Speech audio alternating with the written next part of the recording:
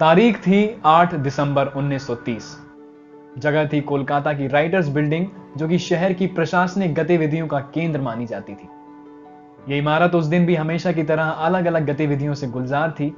British अधिकारी, clerks और बंगाली अधिकारी सभी अपने अपने कामों में लगे हुए थे। तभी तीन लोगों ने आकर इस चुप्पी को तोड़ दिया और एक ऐसी दहाड़ मारी जिसकी गूंज युगों युगों तक सुनाई दी। नमस्कार दोस्तों, मैं प्रथमेश व्यास और आप देख रहे हैं बलिदान परम धर्म। आज हम जानेंगे भारतीय स्वतंत्रता आंदोलन से जुड़े तीन युवा क्रांतिकारियों की उस जोड़ी के बारे में जिनके बलिदान की कहानी से आप शायद ही वाकिफ होंगे। बंगाल में जन्मे भारत मां के वो वीर पुत्र जिन्होंने अंग्रेजों को गढ़ में घुसकर उन्हें गोली मारी और अंग्रेजी हुकूमत की जड़ों को बुरी तरह हिलाकर रख दिया। कहानी क्रांतिकारियों की उस तिकड़ी की जिसे इतिहास बिनोय, बादल, दिनेश के नाम से जानता है।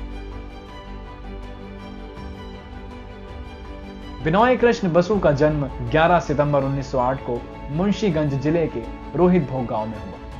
वहीं 1912 में बिक्रमपुर क्षेत्र के पुरबा शिमुलिया गांव में बादल गुप्ता ने जन्म लिया और दिनेश गुप्ता 6 दिसंबर 1911 को मुंशीगंज जिले के छोटे से गांव जोशोलोंग में जन्मे। ये तीनों स्थान वर्तमान के बांग्लादेश में है।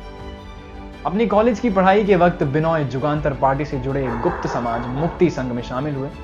वहीं बादल और दिनेश नेताजी सुभाष चंद्र बोस द्वारा जुटाए गए एक समूह बंगाल स्वयंसेवकों के साथ जुड़े।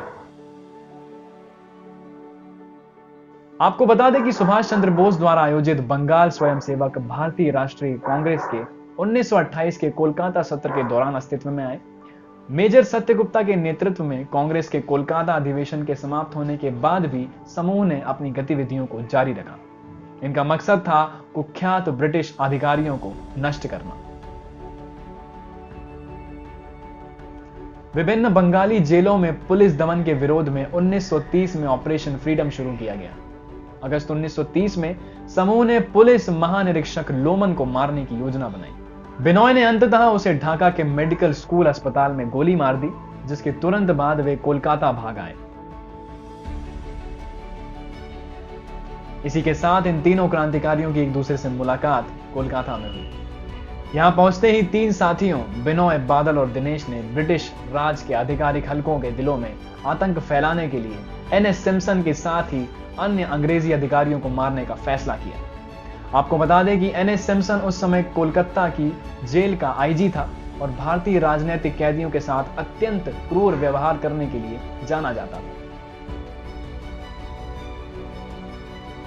यह कोलकाता के मध्य में स्थित राइटर्स बिल्डिंग सचिवालय पर हमला होना था। यह हमला बहुत बड़ा था, इसलिए इसके पूर्व इसकी सुनियोजित योजना बनाई गई। 8 दिसंबर 1930 के उस सर्द दिन की शांति एकदम से भंग हो गई जब यूरोपीय पोशाक पहने तीन युवकों ने वहां पहुंचकर अपनी रिवॉल्वर से गोलियां चलाना शुरू कर दी। गोलियां जाकर कर्नल एनएस सिम्पसन को लगी, जो मौके पर ही ढेर हो गया। जल्द ही ब्रिटिश पुलिस ने उन्हें घेर लिया। इन तीनों क्रांतिकारियों और पुलिस के मध्य काफी देर तक बंदूक की लड़ाई चली। इस जद्दोजहद में ट्विनम, प्रेंटिस और नेल्सन जैसे आला दर्जे के ब्रिटिश अधिकारियों को भी गंभीर चोटें आईं।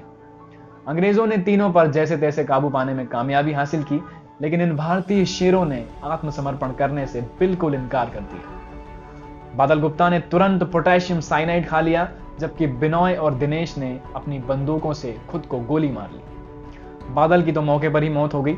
बिनोय ने 13 दिसंबर 1930 को एक अस्पताल में अंतिम सांस ली। तीनों क्रांतिकारियों में से केवल दिनेश ही जिंदा बच पाया। उस पर कोर्ट में मुकदमा चलाया गया।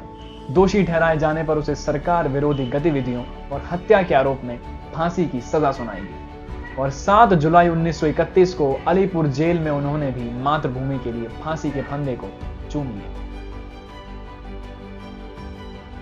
8 दिसंबर 1930 के दिन समूचे हिंदुस्तान ने इन तीनों वीर क्रांतिकारियों को अमरता प्राप्त करते देखा। उनमें से दो महज 22 साल के थे और तीसरे की उम्र सिर्फ 19 साल थी।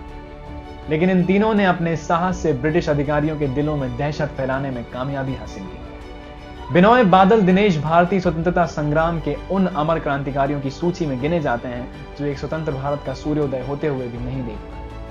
आज जो हम आजादी से हर कार्य कर पा रहे हैं, उनमें इन तीनों का भी बहुत बड़ा योगदान। लेकिन फिर भी लोग आज भी इनके बलिदान की कथा से वाकिफ नहीं है। इनके सम्मान में ही डलहौजी स्क्वायर का नाम बीबीडी यानी कि बिनोय बादल दिनेश बाग रखा गया। तो ये थी कहानी बिनोय बादल दिनेश की, उस जोड़ी की जिन्होंने अंग्रेजों के गढ़ में घुसकर उन्हें गोली मारी। इसी के साथ मैं प्रथमेश व्यास आपसे विदा लेता हूं। मेरा मकसद इन कहानियों के माध्यम से आप सभी के अंदर देशभक्ति की भावना को जीवित रखना है। इस कहानी को ज्यादा से ज्यादा लोगों तक पहुंचाना ही आपके द्वारा इन तीनों क्रांतिकारियों को श्रद्धांजलि होगी। इसके अलावा मैं आपसे ये आग्रह जरूर करूंगा कि ये वीडियो आप अपने घर पर अपने बच्चों को जरूर दिखाएं, जिससे वो भी इस बात को जान सके कि वो एक ऐसे देश के नागरिक हैं जिसका ध्येय वाक्य रहा है बलिदान परम धर्म। जय हिंद, जय भारत, धन्यवाद।